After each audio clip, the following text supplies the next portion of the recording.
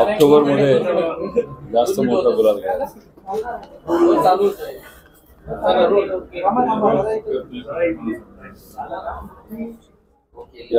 या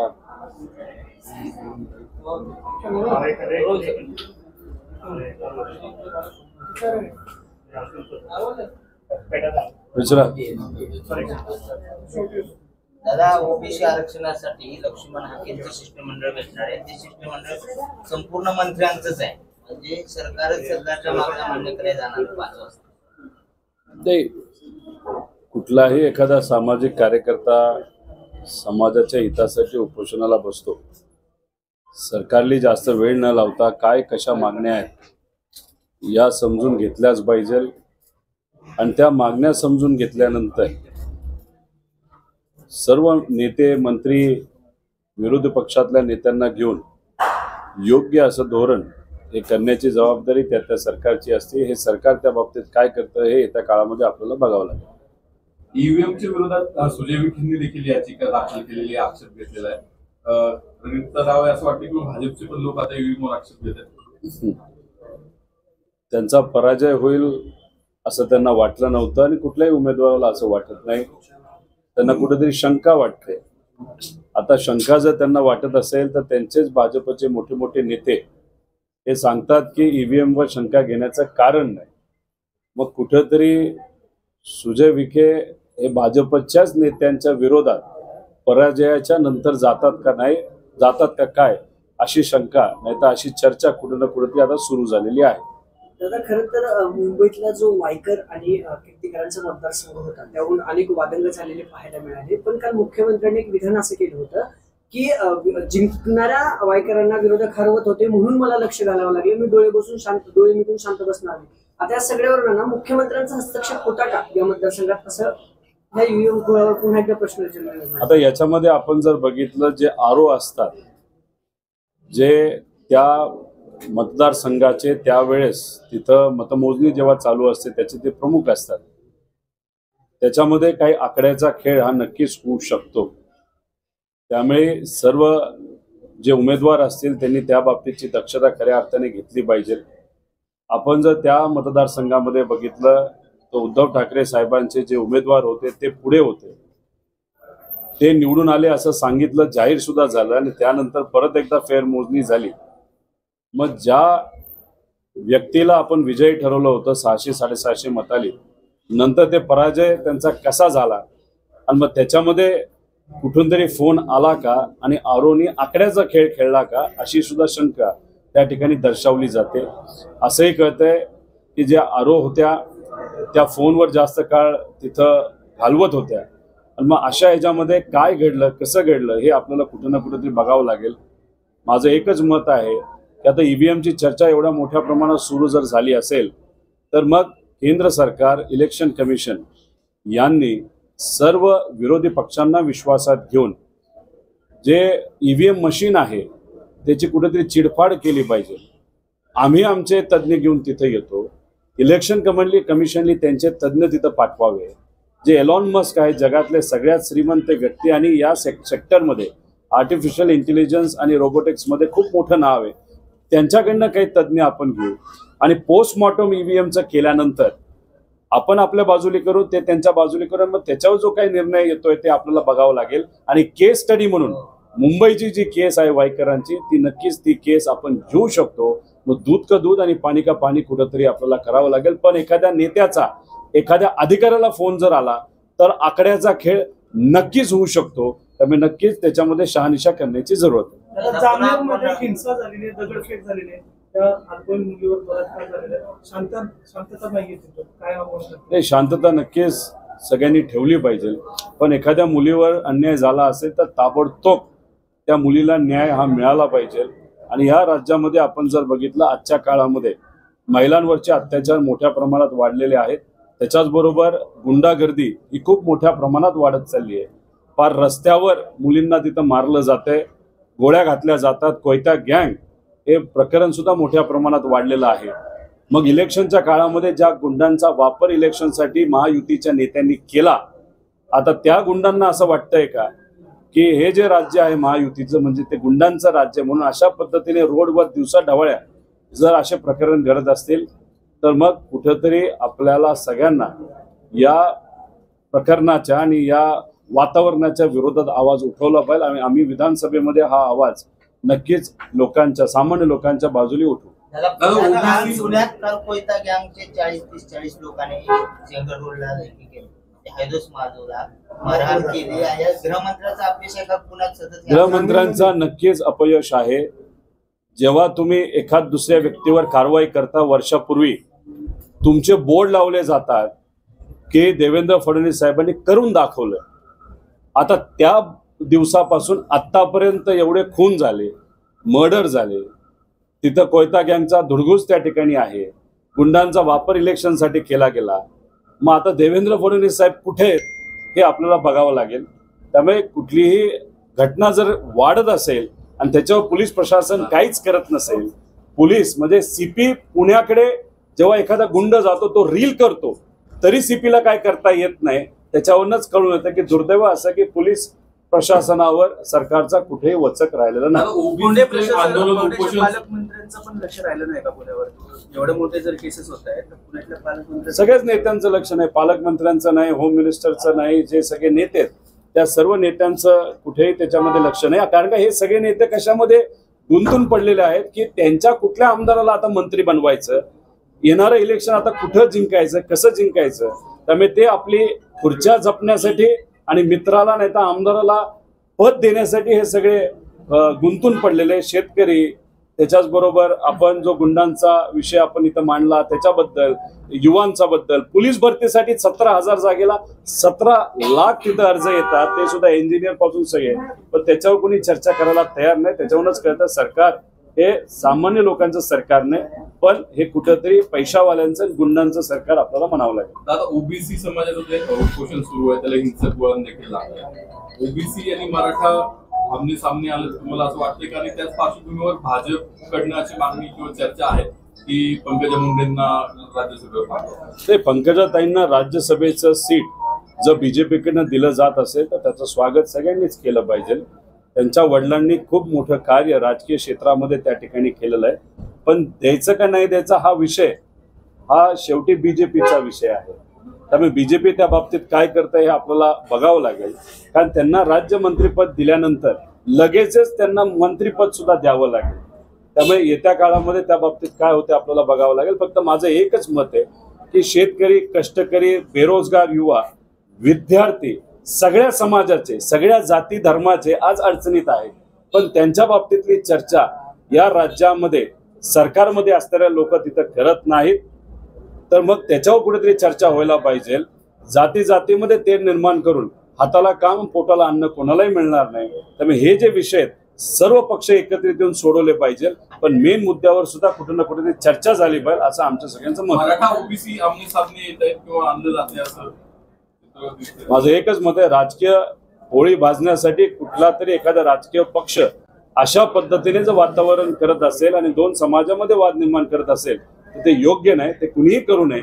आणि लोकांना त्या बाबतीत कोण काय करतंय याचा अंदाज नक्कीच असतो आणि ते इलेक्शनच्या माध्यमातून लोकशाहीच्या मदतीने तो तिथे निकाल लोक देत असतात. त्यामुळे जर कुणी अशी छेडछाड जाती धर्मामध्ये करून राजकीय पोळी भाजण्याचा प्रयत्न जर करत असतील तर लोक त्यांना सत्तेच्या बाहेर नक्कीच ठेवतील.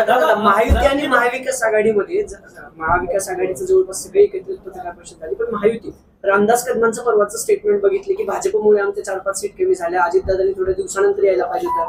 हसन मुश्रीफ आज बोललेत की मुख्यमंत्र्यांनी अनेक ठिकाणी लक्ष घातल्यामुळं खरं तर शिवसेनेची मतं वाढलीत का?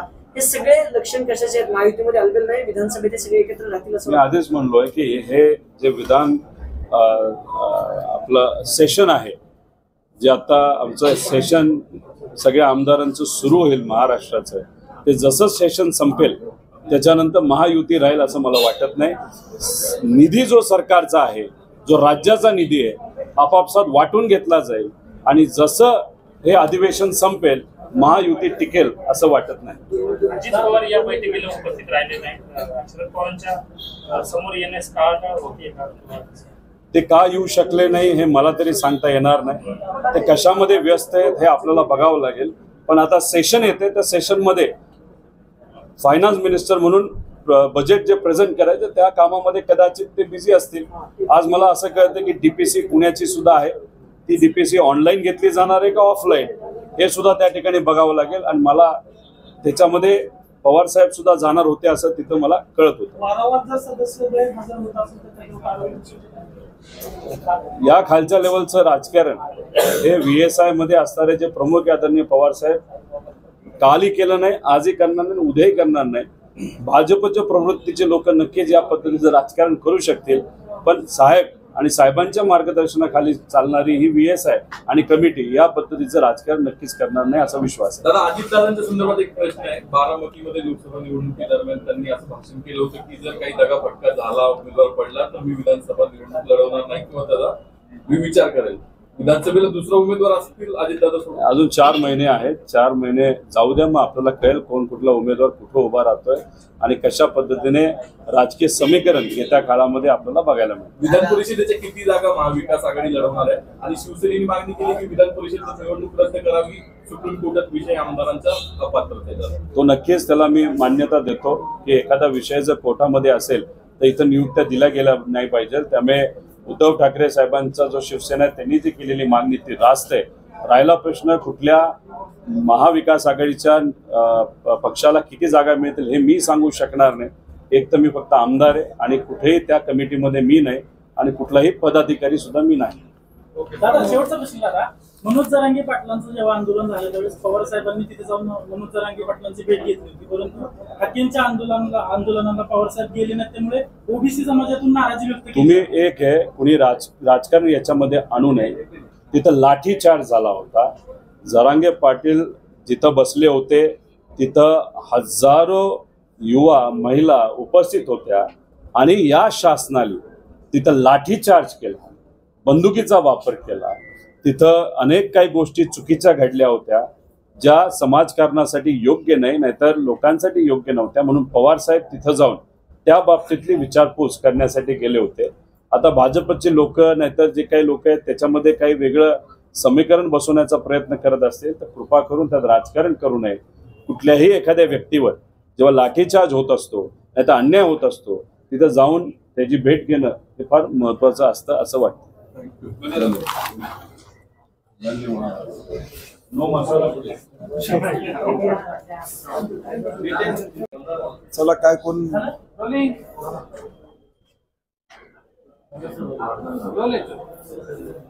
सर ते विधानसभेचा प्रश्न घ्या. सर विधान परिषदेबाबत काँग्रेसमध्ये काय नाही, आता महाविकास आघाडी म्हणून परवा बैठक काही झालेल्या आहेत आणि मला वाटतं आता निवडणूक लागणार नाही लागणार अशी संभ्रमावस्था होती, परंतु निवडणूक लागलेली आहे. तेव्हा महाविकास आघाडी म्हणून एकत्रितपणे निवडणूक आम्ही निश्चितपणे त्या ठिकाणी लढू. 25 तारखेला विधानसभेच्या संदर्भात आदरणीय राहुलजी खरगे साहेबांनी वेणुगोपालजींनी एक बैठक आमच्या सगळ्यांची बोलवली आहे. मला वाटते त्या दिवशी प्राथमिक चर्चा ही विधान परिषद संदर्भात होईल. उमेदवारी निश्चित असेल काय असेल तर काही प्राथमिक चर्चा होतील.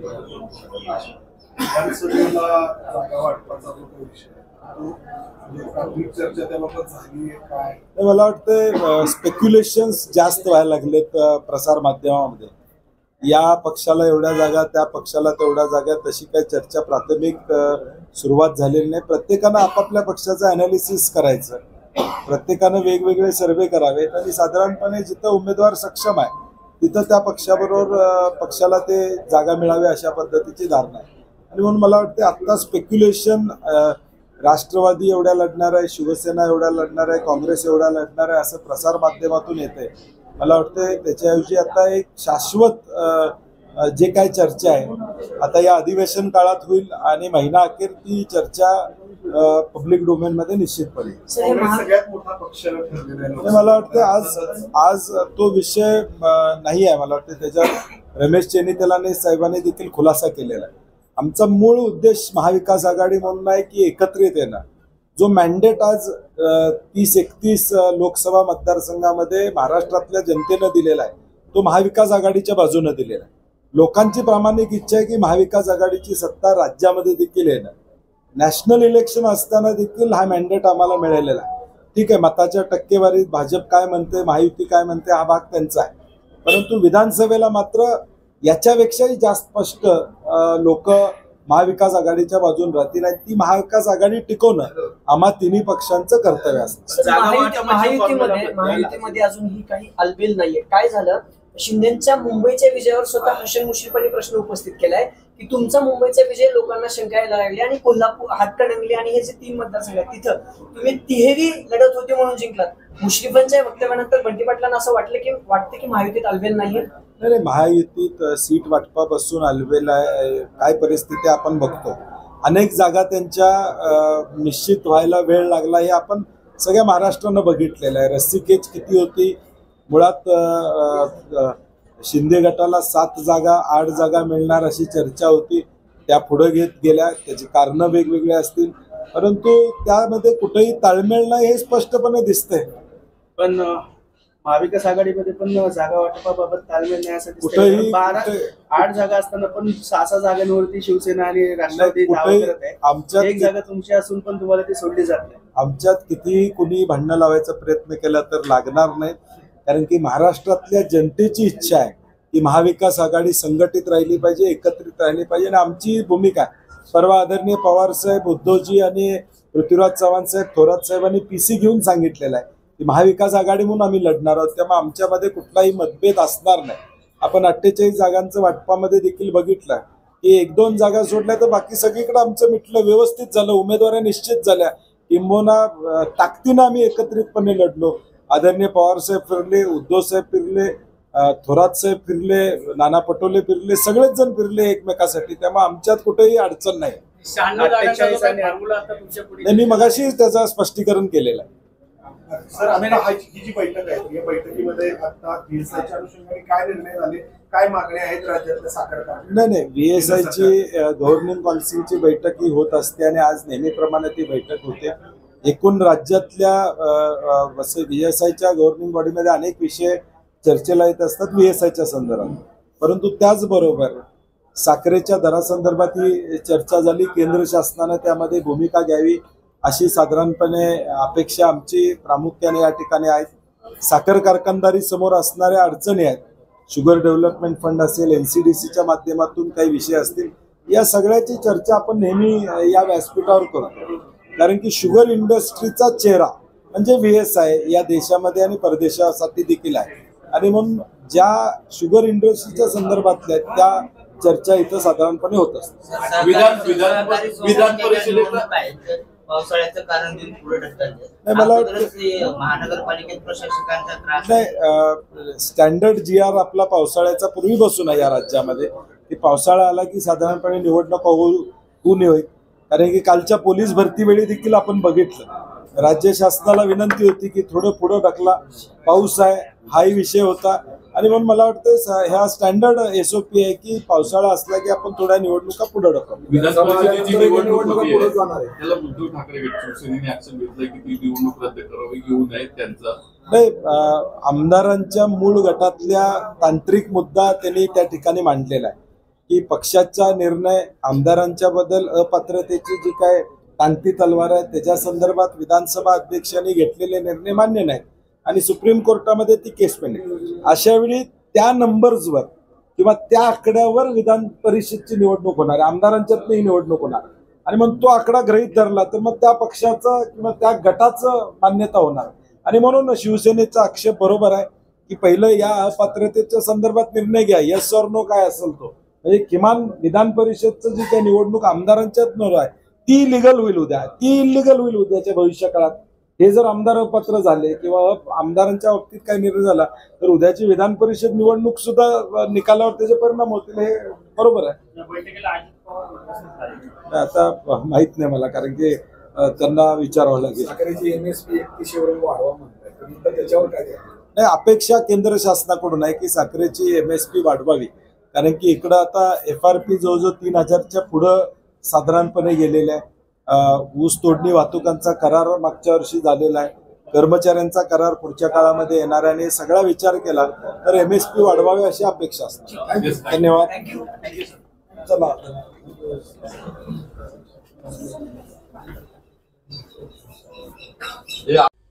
आमची व्हिडिओ बातमी आवडल्यास लाईक, शेअर आणि समांतर चॅनलला सबस्क्राईब करायला विसरू नका.